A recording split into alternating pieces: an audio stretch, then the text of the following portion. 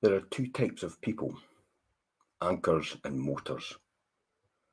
You want to lose the anchors and get with the motors, because the motors are going somewhere and they're having more fun doing it. The anchors, well, as it says, they'll probably just drag you down. When Jack Canfield was in his first year as a history teacher at Chicago High School, he quickly stopped going to the teacher's lounge, which was soon dubbed the Ain't It Awful Club. Worse than the haze of cigarette smoke that constantly was over the room was a cloud of emotional negativity. Can you believe what they wanted us to do now? That's what they would say. I got the Simmons kid again this year. Holy terror. There's no way you can teach these kids.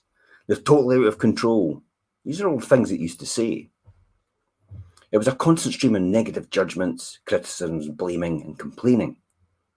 Not too long after, Jack discovered a group of dedicated teachers that hung out in the library and together at two tables in the teacher's lunchroom. They were positive and believed they could overcome and handle anything that was thrown at them. He implemented every new idea that they shared with him, as well as a few more that he picked up at weekend classes at the University of Chicago. And as a result, he was selected by the students as the Teacher of the Year in only his first year of teaching. What does that say about everybody else that was there before him? Complacency? Negativity? You get like the people you associate with? So remember, be selective. John Asfra actually said, I just do not hang around anybody that I don't want to be with. Period. That's it. For me, that's been a blessing, and I can stay positive as a result of it. I hang around people who are happy, who are growing, who want to learn, and who don't mind saying sorry or thank you. And they're having fun at the same time. You'd like to do valuable exercise with your mentor, W. Clement Stone, as Jack said. So what he did was, he said, make a list of the time that you spend with people on a regular basis. Your family, your friends, your co-workers, your neighbours, the people in your civic organisation, the fellow members in your religious group, and so on and so forth.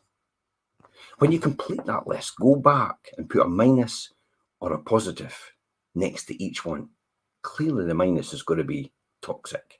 The positive is going to be nurturing. As you make that decision about each person, you might find that a pattern will begin to form. Perhaps your entire workplace is actually filled with toxic personalities. Or perhaps your friends who are naysayers in everything they do. Or maybe it's your family members who constantly put you down and undermine your self-esteem and self-confidence. That's not for the likes of us, some would say. Don't get ideas above your station. That's another one you used to hear. Or I used to hear anyway. Jack wanted to do the same thing as Mr. Stone told him to do. He stopped spending time with the people with a minus sign next to their name. It was if that was impossible, and remember, nothing is impossible, as it's always a choice at the end of the day, then severely decrease the amount of time you actually spent around these people. You have to free yourself from the negative influence of other people. There are people in your life who always complain and blaming others for their circumstances. They are people who are always judging others, spreading negative gossip, and talking about how bad it is, and stop spend time with them as well. Are there people in your life who simply, by calling you on the telephone, can bring tension, stress, and disorder in your day? They're the dream stealers, the ones that tell you your dreams are impossible and try to dissuade you from believing in and pursuing your goals. Do you have friends who constantly attempt to bring you back down to their level? If so, then it's time to get new friends. Remember to avoid toxic people. Oprah Winfrey once said, surround yourself with only people who are going to lift you higher. And I kind of think success leaves clues. Until you reach that point in your self-development where you no longer allow people to affect your negativity, you'll need to avoid toxic people at all costs. You're better off spending your time alone than spending your time with people who hold you back with that victim mentality and their mediocre standards. Making a conscious effort to surround yourself with positive, nurturing, and uplifting people People who believe in you, encourage you to go for your dreams, and applaud you for your victories. Surround yourself with possibility thinkers, idealists, and visionaries. And remember, surround yourself with successful people. That's the key here. That's how people mostly get on. One of the clients who hired Jack to teach the success principles to their salespeople is one of the leading manufacturers in optical lenses. As he mingled with the salespeople prior to the event, he asked each person if they met him, do they know the top five salespeople in the company were? Most answered yes and quickly rattled off their names. That night, he asked the audience of 300 people who raised their hand if they knew the names of the top 5 salespeople.